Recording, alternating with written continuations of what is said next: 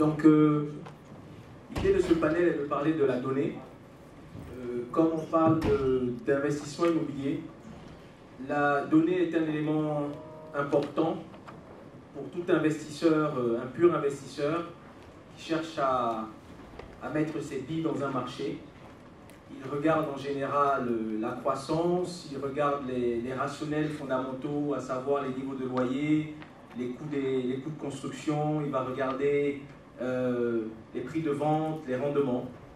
Donc, dans des marchés, on va dire, où le secteur immobilier est beaucoup plus fluide, la donnée est un élément qui, elle aussi, est fluide, et on va dire, il y a une transparence, en tout cas au niveau des rendements qui sont possibles.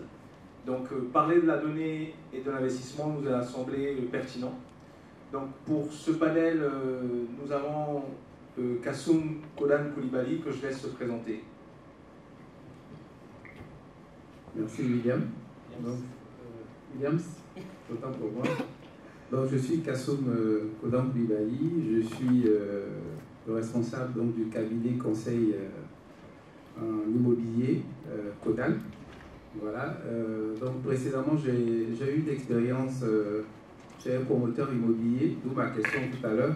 Donc, j'ai été directeur général adjoint chez Adoua, Côte d'Ivoire.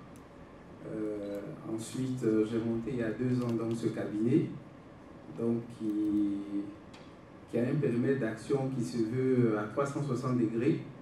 Donc, on couvre les domaines de l'expertise en évaluation immobilière. On fait également du conseil, l'accompagnement en termes de montage d'opérations. Et nous avons également un volet project management. Et on fait un peu de property en termes d'administration de biens. Et puis un peu de multitechnique en pilotage. Donc voilà. Pourquoi la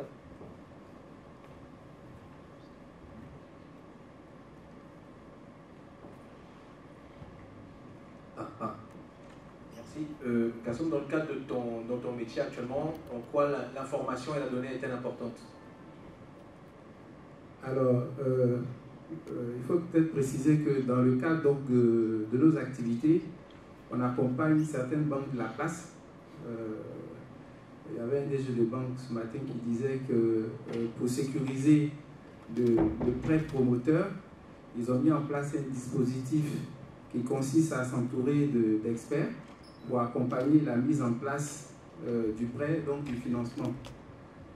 Donc la donnée est extrêmement pertinente pour régler aussi en partie les questions de performance et les questions de risques commerciaux. Donc, les promoteurs l'ont dit, il y a certains projets qui tombent en défaut simplement parce que le promoteur n'a pas eu suffisamment de données relativement à la connaissance du marché. Est-ce que le projet qu'il veut faire, est-ce qu'il a adapté le programme qu'il veut réaliser, est-ce qu'il a adapté au site qu'il a choisi? Est-ce qu'il a une idée des concurrents? Est-ce que c'est ce qui va se passer dans les 3 ans qui vont venir? Est-ce qu'il a une idée de sa clientèle, la catégorie socio-professionnelle de sa clientèle? Donc souvent le promoteur immobilier n'a pas la bonne information ou suffisamment d'informations sur ces éléments-là. Et il monte un business plan, il fait financer son programme et puis à la fin, il est confronté à un problème de commercialisation.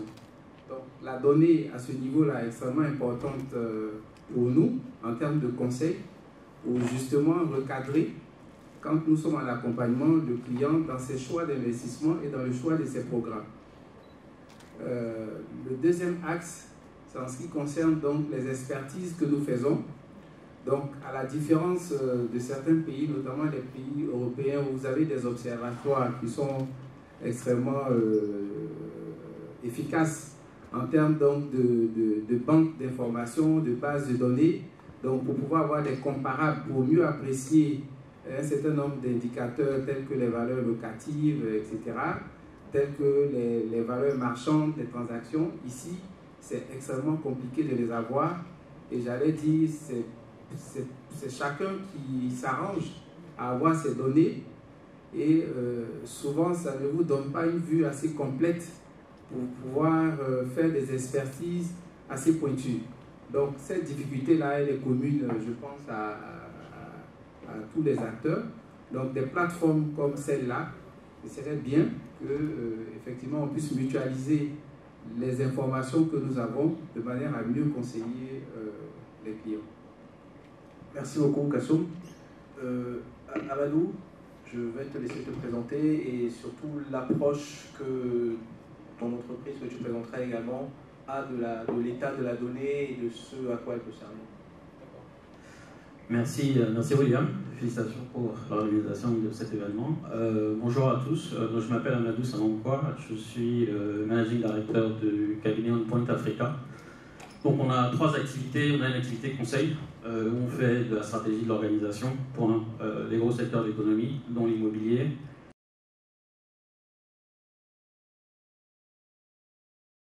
Donc on a cartographié des villes. On parle à environ 30 000 consommateurs chaque année. On fait des bases de données sur les besoins des consommateurs, sur leurs habitudes de consommation. Et puis, on a un pôle digital où on développe des solutions. Donc, on a développé des ERP, par exemple, qui permettent d'automatiser la gestion, par exemple, dans le BTP. Et puis, des solutions pour gérer de la donnée à grande échelle pour les banques. Et avant ça, j'ai passé 10 ans au Boston Consulting Group à Chicago. Donc, voilà pour l'introduction.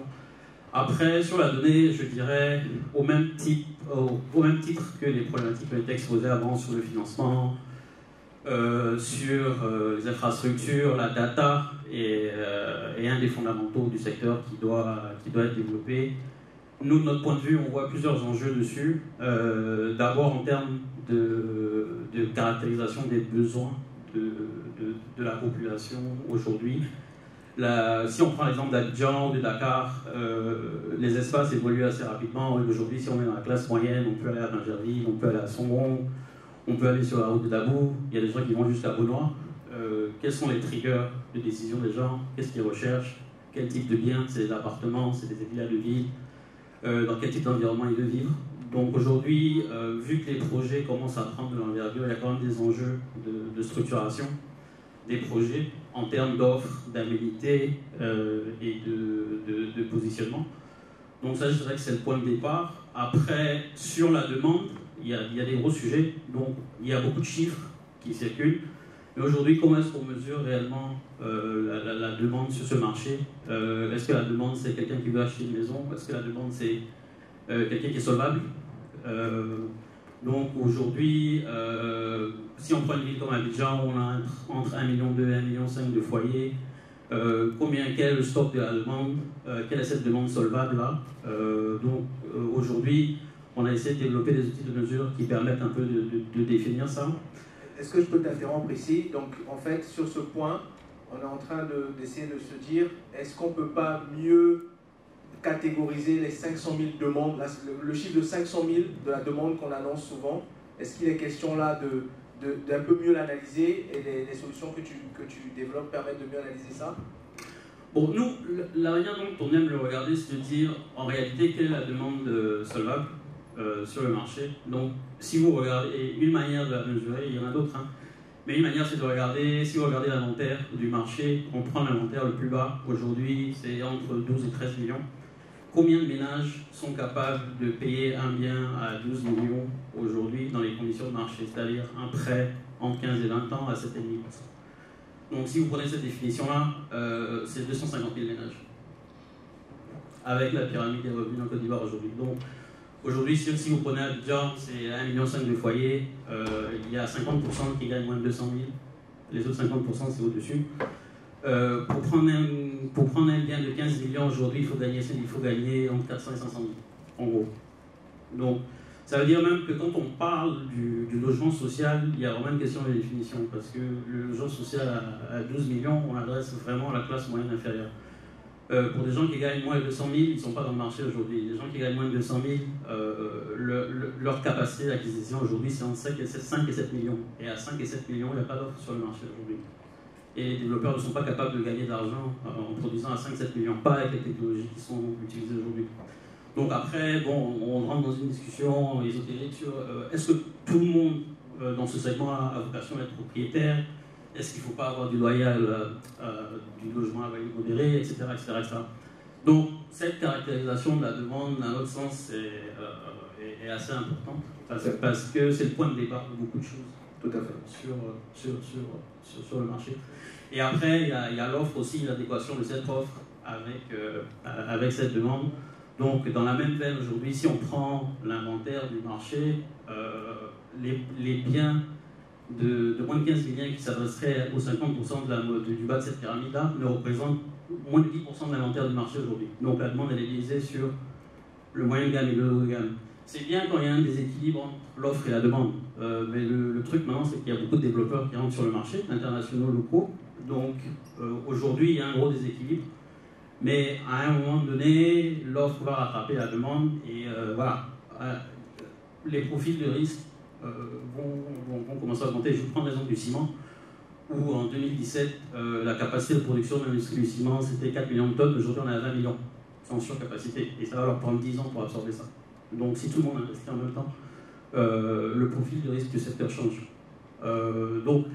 Et le dernier point après, c'est la mesure du risque. Parce que si on se place du point de vue d'une banque, que voilà, j'ai 200 milliards à allouer dans ma politique d'investissement, combien je alloue à l'immobilier et sur quel segment, pour quel type de rentabilité, si je n'ai pas la lecture claire du marché, des segments qui sont rentables. Et puis, il ne faut pas oublier aussi que pour les banques aujourd'hui, il y a la demande solvable, mais la portion du marché financier, ce ne sont que ces gens qui ont des emplois formels, dans des entreprises formelles. Donc, en réalité, c'est 800 000 ménages. Mais il y a 2 millions de commerçants dans ce pays qui sont solvables. Donc, comment est-ce qu'on les adresse? Comment est-ce qu'on mesure ce risque-là? Et quel type de facilité on met en place? Alors justement, sur ce sujet, ça me fait poser la question, comment toutes ces données que le cabinet OnePoint arrive à récolter, comment l'infrastructure publique pourrait aider à mieux la faire remonter pour mieux analyser et permettre aux professionnels de mieux décider et d'adresser des solutions? Ça va être le nerf de la guerre. Aujourd'hui, les données sont très fragmentées sur le marché. Ça prend des années pour collecter ces informations. On peut en attester. Donc il y a un sujet de démocratisation de l'information, de dire ok, combien d'ACD sont réellement produits, combien de transactions immobilières passent dans le marché, avoir des mécanismes pour capter l'information de ces transactions-là aujourd'hui. Donc je pense que la solution, elle est entre le public et le privé sur les outils qu'on est capable de développer pour capter cette information qui est assez éparse dans le marché aujourd'hui, mais aussi dans la mise à disposition des données publiques qui sont le point de départ un peu de l'évaluation de ces investissements-là. Et puis après, il y a des gros sujets aussi sur la qualité de la donnée, parce que voilà, est-ce que réellement la base des données qui sort des notaires aujourd'hui reflète les prix du marché? Bon, on peut avoir un débat là-dessus. Kassoum, justement, ça me permet de te poser la question. Donc là, il vient de parler de base de données des notaires. Alors, toi, tu fais des expertises. Comment est-ce que l'expert que tu es fait pour déterminer les prix du foncier ou les prix de vente ou les prix de location en fonction des zones? Est-ce que tu utilises une base établie par les experts ou par les agents? Vraiment, je dirais que c'est à l'ancienne, quoi. C'est-à-dire qu'on part sur le terrain, okay? On interroge certains confrères, on interroge certains acteurs, notamment les agents immobiliers, on fait du porte-à-porte, voilà, donc on collecte, mais il est extrêmement difficile, à ma connaissance, hein, je peux me tromper, je ne sais pas si je n'ai pas encore vu de statistiques, par exemple la Chambre des notaires de Côte d'Ivoire, où c'est possible, comme ça se voit peut-être en France, où vous allez en un clic, vous voyez toutes les transactions qui se sont faites sur une période donnée. Ici, je n'en ai pas encore vu. Donc, c'est vraiment sur la base de ce qu'on collecte comme information et sur la base des échanges entre confrères. Donc, ça reste assez opaque. Et donc, c'est sur la base de l'information qu'on a en sa possession qu'on arrive à bâtir un raisonnement il soit capable de rassurer le banquier sur la pertinence de la valeur immobilière d'un bien. Voilà. Tu as parlé de statistiques. Est-ce que l'Institut national de la statistique produit des informations qui pourraient aider à la décision? Très macro. Par exemple, on fait des études socio-économiques pour certaines institutions financières quand elles veulent élargir leur réseau. Donc, de ce point de vue-là, on jette de temps à autre des regards sur le site de l'INS. Mais ce qui se passe, c'est à travers les démembrements des différents ministères, quand c'est à l'intérieur du pays, ministère de l'Agriculture, ministère de la Construction, voilà, ministère du Commerce, etc. Et même les chiffres, quand on les a, souvent ils datent de 2015, 2016, il y a 10 ans, ils ne sont pas à jour, etc. Donc après, c'est des recoupements qu'on fait pour pouvoir sortir des tendances. Voilà, et on prend soin, et effectivement, de bien mentionner qu'il s'agit de données qui remontent peut-être il y a 10 ans, avec des extrapolations qu'on fait pour pouvoir sortir donc des conclusions. Merci. Amadou, comment les professionnels réunis ici, qu'est-ce qui peut être organisé pour justement qu'on arrive à avoir de façon trimestrielle, mensuelle, voire annuelle, voire des informations qui permettraient de nous éclairer encore mieux sur l'état des données pour favoriser l'investissement, sachant que le but c'est d'investir, en tout cas d'avoir de la bonne information pour bien investir et apporter des bons produits. Comment les professionnels pourraient s'organiser de ta connaissance que tu as eue aux États-Unis et dans d'autres marchés pour diffuser justement de la bonne information? Je pense que le premier point, c'est d'accepter le partage d'informations. Donc déjà, pour tous les développeurs, avoir une base de données commune sur les inventaires, les niveaux de prix, les taux d'écoulement. Ça peut paraître comme de l'information qui est un peu concurrentielle, mais en réalité, ça bénéficierait à tout le monde dans le marché. Mais bon, les banques le font aujourd'hui avec la PBFCI. Il n'y a pas de raison qu'on ne puisse pas le faire dans le secteur de l'immobilier.